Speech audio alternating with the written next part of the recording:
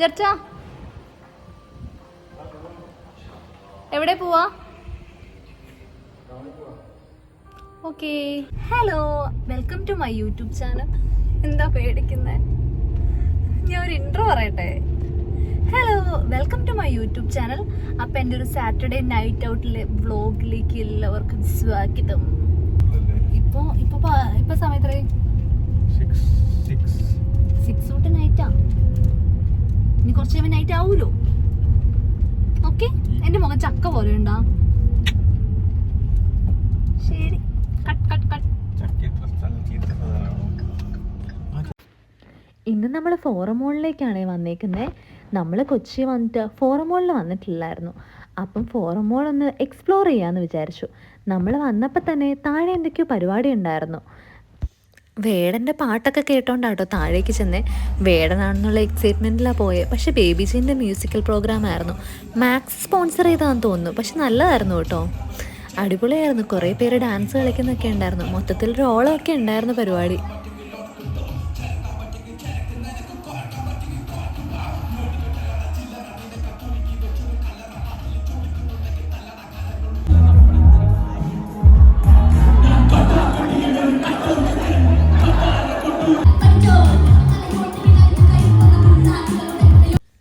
കുറച്ചു നേരം പാട്ടൊക്കെ കേട്ട് ഡാൻസൊക്കെ കളിച്ച് നമ്മൾ മെല്ലെ മാളിൻ്റെ അകത്തേക്ക് തന്നെ പിന്നെയും പോയി. എന്തായാലും പുറത്തിറങ്ങിയതല്ലേ എന്ന് വിചാരിച്ച് നമ്മൾ കുറച്ച് ഗ്രോസറി ഷോപ്പിംഗ് കൂടെ ചെയ്യാമെന്ന് വിചാരിച്ചു കേട്ടോ. ഈ വീക്കിലേക്കുള്ള എല്ലാം ആവുമല്ലോ, ഇല്ലെങ്കിൽ നാളെ പിന്നെയും ഗ്രോസറിക്ക് വേണ്ടി തന്നെ ഇറങ്ങണ്ടേന്ന് വിചാരിച്ചപ്പം ലുലുവിൻ്റെ ഹൈപ്പർ മാർക്കറ്റിൽ നിന്ന് തന്നെ മേടിക്കാമെന്ന് വിചാരിച്ചു. വിലയും എങ്ങനെയുണ്ട് കമ്പാരിറ്റീവ്ലി എന്ന് നോക്കാമല്ലോ. എനിക്കങ്ങനെ ഭയങ്കര കൂടുതലായിട്ടൊന്നും തോന്നിയില്ല. ചില പ്രൊഡക്ട്സൊക്കെ അഫോർഡബിൾ ആയിട്ട് തോന്നി. പിന്നെയും ഓർഗാനിക് സെക്ഷനാണ് കുറച്ച് കൂടുതലായിട്ടുള്ളത്.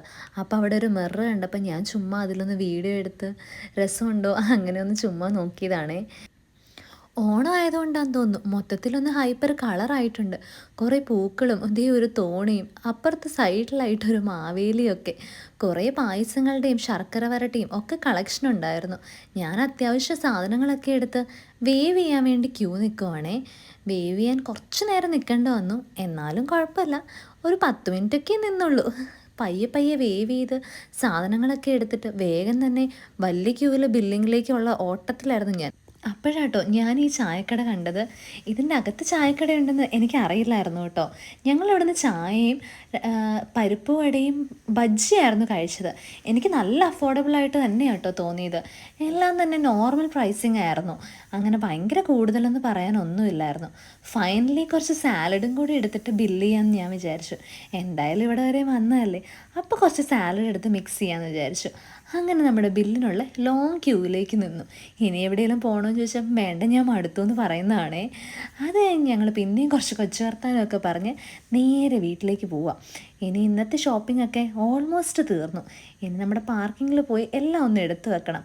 ദേ നമ്മുടെ വണ്ടി കറക്റ്റ് പാർക്കിങ്ങിൽ നിന്ന് ലിഫ്റ്റ് ഇറങ്ങിയപ്പോൾ തന്നെ കാണാൻ പാകത്തിന് തന്നെ നമ്മൾ ഇട്ടിട്ടുണ്ടായിരുന്നു. അതുകൊണ്ട് തന്നെ എളുപ്പമായി, കണ്ടുപിടിക്കാനൊന്നും അധികം ഓടേണ്ട വന്നില്ല. പിന്നെ വേഗം നമ്മൾ സാധനങ്ങളൊക്കെ വണ്ടിയിലെടുത്ത് ജസ്റ്റ് എല്ലാം കൂടെ ഒന്ന് ജസ്റ്റ് സോർട്ട് ചെയ്ത് വെച്ചു. എടുക്കുമ്പോൾ ഒരു എളുപ്പമായിക്കോട്ടെ എന്ന് വിചാരിച്ച് അങ്ങനെ നമ്മൾ കൊച്ചിയിൽ നിന്ന് പിന്നെയും തിരിച്ച് നമ്മുടെ വീട്ടിലേക്ക് പോവുകയാണേ. അപ്പോൾ ഇനി നമുക്ക് വേറൊരു വീഡിയോ ആയിട്ട് കാണാവേ. Thank you for watching. Do like, share, subscribe.